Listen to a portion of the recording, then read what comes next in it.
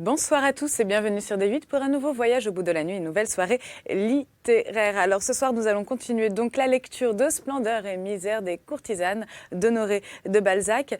Balzac, dans ce livre, ne veut pas seulement distraire, mais se pose en spécialiste des sciences sociales et expose sa philosophie politique, critiquant l'institution du jury et les humanitaires. En même temps, il s'intéresse aux problèmes de la réhabilitation des condamnés qui ont purgé leur peine et fait un vibrant plaidoyer en faveur d'une modification de la loi qui en fait des parias de la société. Ce livre traite notamment des crimes et de la prostitution. Balzac a dû se documenter énormément pour ces sujets. Voilà, donc nous allons passer à la lecture. N'hésitez pas à réagir sur les réseaux sociaux #VBN ainsi que sur notre page Facebook Voyage au bout de la nuit. Nous allons passer à la lecture.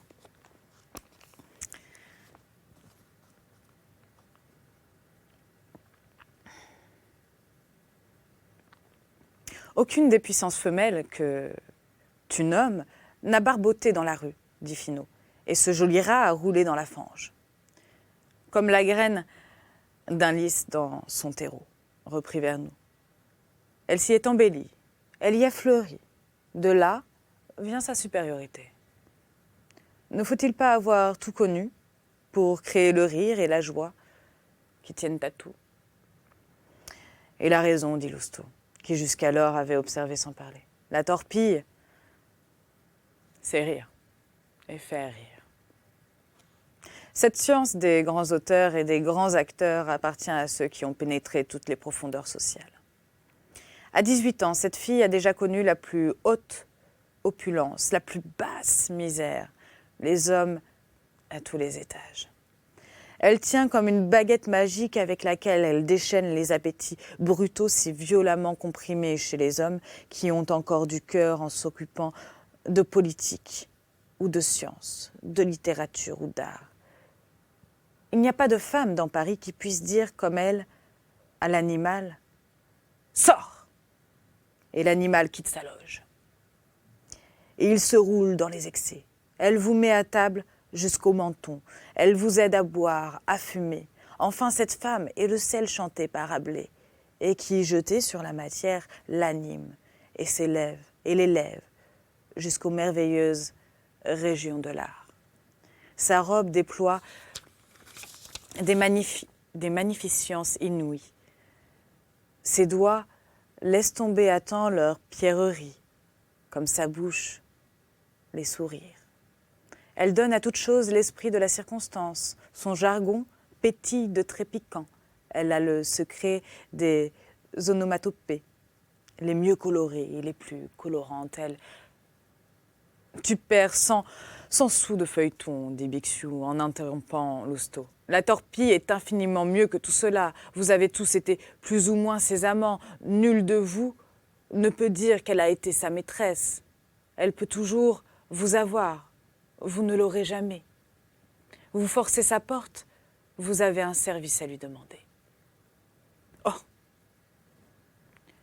Elle est plus généreuse qu'un chef de brigands qui fait bien ses affaires, et plus dévouée que le meilleur camarade de collège, dit Blondet. On peut lui confier sa bourse et son secret, mais ce qui me l'a fait élire pour reine, c'est son indifférence bourbonienne pour le favori tombé. Elle est, comme sa mère, beaucoup trop chère, dit Des Lupeaulx. La belle Hollandaise aurait avalé les revenus de l'archevêque de Tolède. Elle a mangé 2 notaires. Et nourrit Maxime de Trailles quand il était page, dit Bixiou. La torpille est trop chère. Comme Raphaël, comme Carême, comme Taglioni, comme Laurence, comme Boulle, comme tous les artistes de génie, étaient trop chers, dit Blondet. Jamais Esther n'a eu cette apparence de femme comme il faut, dit alors Rastignac en montrant le masque à qui Lucien donnait le bras. Je parie pour Madame de Sérisy. Il n'y a pas de doute, reprit du Châtelet. Et la fortune de Monsieur de Rubempré s'explique. Ah! L'Église sait choisir ses lévites. Quel joli secrétaire d'ambassade il fera, dit Des Lupeaulx. D'autant plus, reprit Rastignac, que Lucien est un homme de talent. Ces messieurs en ont eu plus d'une preuve, ajouta-t-il en regardant Blondet, Finot et Lousteau. Oui, le gars est taillé pour aller loin, dit Lousteau, qui crevait de jalousie. D'autant plus qu'il a ce que nous nommons de l'indépendance dans les idées. C'est toi qui l'as formé, dit Vernou. Eh bien, répliqua Bixiou, en regardant des loupeaux. J'en appelle au souvenir de monsieur le secrétaire général et maître des requêtes, ce masque et la torpille. Je gage un souper. Je tiens le pari, dit Châtelet, intéressé à savoir la vérité. Allons, des Lupeaulx, dit Finot. Voyez à reconnaître les oreilles de votre ancien rat. Il n'y a pas besoin de commettre un crime, de lèse-masque, reprit Bixiou. La torpille et Lucien vont revenir jusqu'à nous en remontant le foyer. Jusqu'à nous en remontant le foyer, excusez-moi. Je m'engage alors à vous prouver que c'est elle. Il est donc revenu sur l'eau, notre ami Lucien, dit Nathan, qui se joignit au groupe. Je le croyais retourner dans l'Angoumois pour le reste de ses jours. A-t-il découvert quelque secret contre les Anglais? Il a fait ce que tu ne feras pas de sitôt, répondit Rastignac. Il a tout payé. Le gros masque hocha la tête en signe d'assentiment. En se rangeant à son âge, un homme se dérange bien. Il n'a plus d'audace, il devient rentier, reprit Nathan. Oh, celui-là sera toujours grand seigneur et il y aura toujours en lui une hauteur d'idées qui le mettra au-dessus de bien des hommes soi-disant supérieurs, répondit Rastignac. En ce moment, journalistes, dandys, oisifs, tous, examinés comme des maquignons, examinent un cheval à vendre, le délicieux objet de leur pari. Ces juges vieillis dans la connaissance des dépravations parisiennes, tous d'un esprit supérieur et chacun à des titres différents, également corrompus, également corrupteurs, tous voués à des ambitions effrénées, habitués à tout supposer, à tout deviner, avaient les yeux ardemment fixés sur une femme masquée, une femme qui ne pouvait être déchiffrée que par eux.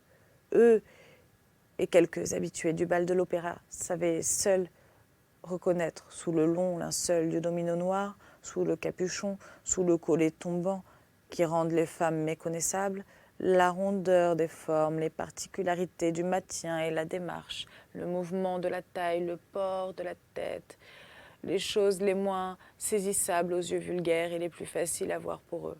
Malgré cette enveloppe informe, ils purent donc reconnaître le plus émouvant des spectacles, celui que présente à l'œil une femme animée par un véritable amour. Que ce fût la torpille, la duchesse de Maufrigneuse ou madame de Sérisy, le dernier ou le premier échelon de l'échelle sociale, cette créature était une admirable création, l'éclair des rêves heureux. Ces vieux jeunes gens, aussi bien que ces jeunes vieillards, éprouvèrent une sensation si vive qu'ils envièrent à Lucien le privilège sublime de cette métamorphose de la femme en déesse. Le masque était là, comme s'il eût été seul avec Lucien. Il n'y avait plus pour cette femme 10 000 personnes, une atmosphère lourde et pleine de poussière. Non, elle était sous la voûte céleste des amours, comme les madones de Raphaël sont sous leur ovale filet d'or. Elle ne sentait point les coudoiements, la flamme de son regard partait par les deux trous du basque et se ralliait aux yeux de Lucien. Enfin, le frémissement de son corps semblait avoir pour principe le mouvement même de son ami. D'où vient cette flamme qui rayonne autour d'une femme amoureuse et qui la signale entre toutes? D'où vient cette légèreté de sylphide qui semble changer les lois de la pesanteur? Est-ce l'âme qui s'échappe? Le bonheur a-t-il des vertus physiques? L'ingénuité d'une vierge, les grâces de l'enfant se trahissaient sous le domino. Quoique séparés et marchands, ces deux êtres ressemblaient à ces groupes de Flore et Zéphyr, savamment enlacés par les plus habiles statuaires. Mais c'était plus que de la sculpture, le plus grand des arts. Lucien, à son joli domino, rappelait ces anges occupés de fleurs ou d'oiseaux. et que le pinceau de Gian Bellini a mis sous les images de la virginité mère. Lucien et cette femme appartenaient à la fantaisie, qui est au-dessus de l'art comme la cause est au-dessus de l'effet. Quand cette femme qui oubliait tout fut à un pas du groupe, Bixou cria « Esther !» L'infortuné tourna vivement la tête, comme une personne qui s'entend appeler, reconnut le malicieux personnage et baissa la tête, comme un agonisant qui a rendu le dernier soupir. Un rire strident partit, et le groupe fondit au milieu de la foule, comme une troupe de mulots effrayés qui, du bord d'un chemin, rentrent dans leur trou. Rastignac seul ne s'en alla pas plus loin qu'il ne le devait pour ne pas avoir l'air de fuir les regards étincelants de Lucien. Il put admirer deux douleurs également profondes, quoique voilées. D'abord la pauvre torpille abattue comme par un coup de foudre, puis le masque incompréhensible, le seul du groupe qui fut resté. Esther dit un mot à l'oreille de Lucien au moment où ses genoux fléchirent, et Lucien disparut avec elle en la soutenant. Rastignac suivit du regard ce joli couple, en demeurant abîmé dans ses réflexions.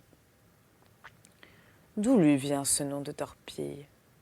Lui dit une voix sombre qui l'atteignit aux entrailles, car elle n'était plus déguisée. C'est bien lui qui s'est encore échappé, dit Rastignac à part. Tais-toi ou je t'égorge, répondit le masque en prenant une autre voix. Je suis content de toi, tu as tenu ta parole. Aussi as-tu plus d'un bras à ton service. Sois désormais muet comme la tombe, et avant de te taire, réponds à ma demande. Eh bien, cette fille est si attrayante qu'elle aurait engourdi l'empereur Napoléon, et qu'elle engourdirait quelqu'un de plus difficile à séduire. Toi, répondit Rastignac en s'éloignant. Un instant, dit le masque. Je vais te montrer que tu dois ne m'avoir jamais vu nulle part. L'homme se démasqua. Rastignac hésita pendant un moment en ne trouvant rien du hideux personnage qu'il avait jadis connu dans la maison Vauquer. Le diable vous a permis de tout changer en vous, moins vos yeux, qu'on ne saurait oublier, lui dit-il. La main de fer lui serra le bras pour lui recommander un silence éternel. À 3 heures du matin, des Lupeaulx et Finot trouvèrent l'élégant Rastignac à la même place, appuyé sur la colonne où il avait laissé le terrible masque. Rastignac s'était confessé à lui-même. Il avait été le prêtre et le pénitent, le juge et l'accusé. Il se laissa emmener à déjeuner et revint chez lui, parfaitement gris, mais taciturne. Un paysage parisien. La rue de l'Anglade, de même que les rues adjacentes, départ le Palais Royal et la rue de Rivoli. Cette partie d'un des plus brillants quartiers de Paris conservera longtemps la souillure qui ont laissé les monticules produits par les immondices du vieux Paris et sur lesquels il y eut autrefois des moulins. Ces rues étroites, sombres et boueuses, où s'exercent des industries peu soigneuses de l'heure dehors, prennent à la nuit une physionomie mystérieuse et pleine de contrastes. En venant des endroits lumineux de la rue Saint-Honoré, de la rue Neuve des Petits Champs et de la rue de Richelieu, où se presse une foule incessante, où reluisent les chefs-d'œuvre de l'industrie, de la mode et des arts, tout homme à qui le Paris du soir est inconnu serait saisi d'une terreur triste en tombant dans le lacis de petites rues qui cerclent cette lueur reflétée jusque sur le ciel. Une ombre épaisse succède à des torrents de gaz. De loin en loin, un pâle réverbère jette sa lueur incertaine et fameuse, qui n'éclaire plus certaines impasses noires. Les passants vont vite et sont rares. Les boutiques sont fermées, celles qui sont ouvertes ont un mauvais caractère. C'est un cabaret malpropre et sans lumière, une boutique de lingère qui vend de l'eau de Cologne. Un froid malsain pose sur vos épaules son manteau moite. Il passe peu de voitures, il y a des coins sinistres, parmi lesquels se distingue la rue de l'Anglade, le débouché du passage Saint-Guillaume et quelques tournants de rue. Le conseil municipal n'a pu rien faire encore pour laver cette grande léproserie, car la prostitution a depuis longtemps établi là son quartier général. Peut-être est-ce un bonheur pour le monde parisien que de laisser à ces ruelles leur aspect ordurier. En y passant pendant la journée, on ne peut se figurer ce que toutes ces rues deviennent à la nuit. Elles sont sillonnées par des êtres bizarres qui ne sont d'aucun monde. Des formes à demi nues et blanches meublent les murs, l'ombre est animée. Il se coule entre la muraille et le passant des toilettes qui marchent et qui parlent. Certaines portes entrebâillées se mettent à rire aux éclats. Il tombe dans l'oreille de ces paroles que Rabelais prétend s'être gelées et qui fondent. Des ritournelles sortent d'entre les pavés. Le bruit n'est pas vague, il signifie quelque chose. Quand il est rauque, c'est une voix, mais s'il ressemble à un chant, il n'a plus rien d'humain. Il approche du sifflement. Il part souvent des coups de sifflet. Enfin, les talons de bottes ont je ne sais quoi de provoquant et de moqueur. Cet ensemble de choses donne le vertige. Les conditions atmosphériques y sont changées. On y a chaud en hiver et froid en été, mais quelque temps qu'il fasse, cette nature étrange offre toujours le même spectacle. Le monde fantastique d'Hoffmann, le berlinois, est là. Le caissier le plus mathématique n'y trouve rien de réel après avoir repassé les détroits qui mènent aux rues honnêtes, où il y a des passants, des boutiques et des quinquets, plus dédaigneuses ou plus honteuses que les reines et que les rois du temps passé, qui n'ont pas craint de s'occuper des courtisanes. L'administration ou la politique moderne n'ose plus envisager en face cette plaie des capitales. Certes, les mesures doivent changer avec le temps et celles qui tiennent aux individus et à leur liberté sont délicates, mais peut-être devrait-on se montrer large et hardi sur les combinaisons purement matérielles comme l'air, la lumière, les locaux. Le moraliste, l'artiste et le sage, administrateur, regretteront les anciennes galeries de bois du Palais Royal, où se parquaient ces brebis qui viendront toujours où vont les promeneurs. Et ne vaut-il pas mieux que les promeneurs aillent où elles sont? Qu'est-il arrivé? Aujourd'hui, les parties les plus brillantes des boulevards, cette promenade enchantée, sont interdites le soir à la famille. La police n'a pas su profiter des ressources offertes sous ce rapport par quelques passages pour sauver la voie publique. La fille brisée par un mot au bal de l'Opéra demeurait depuis 1 mois ou 2 rue de l'Anglade dans une maison d'ignoble apparence. Accolée au mur d'une immense maison, cette construction mal plâtrée, sans profondeur et d'une hauteur prodigieuse, tire son jour de la rue et ressemble assez à un bâton de perroquet. Un appartement de 2 pièces s'y trouve à chaque étage. Cette maison est desservie par un escalier mince, plaqué contre la muraille et singulièrement éclairé par des châssis qui dessinent extérieurement la rampe et où chaque palier est indiqué par un plomb. L'une des plus horribles particularités de Paris. La boutique et l'entresol appartenaient alors à un ferblantier. Le propriétaire demeurait au premier. Les quatre autres étages étaient occupés par des grisettes très décentes qui obtenaient du propriétaire et de la portière une considération et des complaisances nécessitées par la difficulté de louer une maison si singulièrement bâtie et située. La destination de ce quartier s'explique par l'existence d'une assez grande quantité de maisons semblables à celle-ci, dont on ne veut pas le commerce et qui ne peuvent être exploitées que par des industries désavouées, précaires ou sans dignité. Voilà, c'est ainsi que se termine donc ma 3e partie de lecture de ce roman. J'espère que vous avez passé un très bon moment. En tout cas, moi, oui. J'espère vous retrouver également très prochainement pour la suite de la lecture. En attendant, je vous souhaite une très bonne soirée, une belle nuit pour certains et bon courage pour le travail pour d'autres. Bonne soirée.